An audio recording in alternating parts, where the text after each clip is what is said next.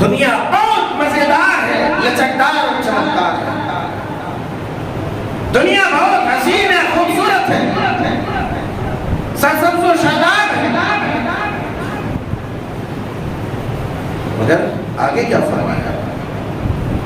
آگے یہ فرمایا یہ دنیا سرسبز و شاداب تو ہے مگر اس سے بچتے رہنا۔ کیوں؟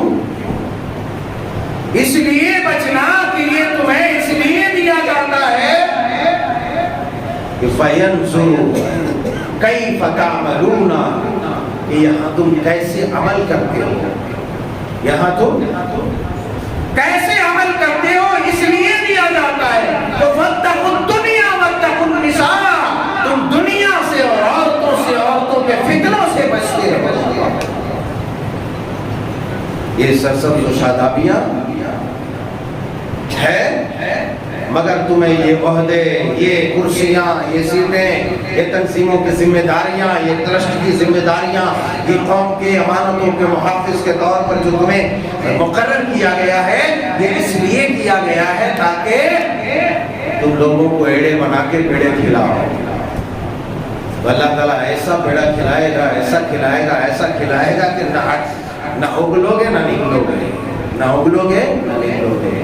اور یہی پیارے حبیب علیہ السلام نے صحیح بخاری شریف کتاب الجہاد، صحیح مسلم شریف کتاب الزکوٰۃ، صحیح بخاری شریف کتاب الزکوٰۃ اور اس کے علاوہ کئی احادیث کے ابواب میں موجود ہے۔ حضرت سیدنا ابو سعید خدری رضی اللہ تعالیٰ عنہ نے بیان فرمایا کہ اللہ کے پیارے حبیب علیہ السلام نے ارشاد فرمایا کہ ان مما اخاف علیکم بعد، کہ مجھے بہت زیادہ خوف ہے تمہارے بعد۔ کس بات کا؟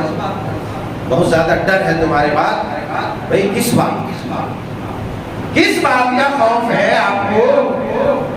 آپ نے فرمایا ما یفتح علیکم زہرۃ الدنیا وزینتہا، صحیح بخاری شریف، صحیح مسلم شریف۔ کہا مجھے اس بات کا ڈر ہے تمہارے اوپر کہ تمہارے لیے دنیا کھول دی جائے گی، تمہارے سامنے دنیا مزین کر دی جائے گی، دنیا کی خوبصورتیاں، اس کی رنگینیاں، اس کی رانائیاں پھیلا دی جائیں گی۔ اللہ اکبر، مجھے اس بات کا ڈر ہے، اس بات کا ڈر ہے پھیلا دی جائیں گی تو تم اس میں ٹوٹ پڑو گے، لوٹ پڑو گے، دوڑ پڑو گے۔ میرے یارو، حلال و حرام میں فرق کرو ورنہ یہ زندگی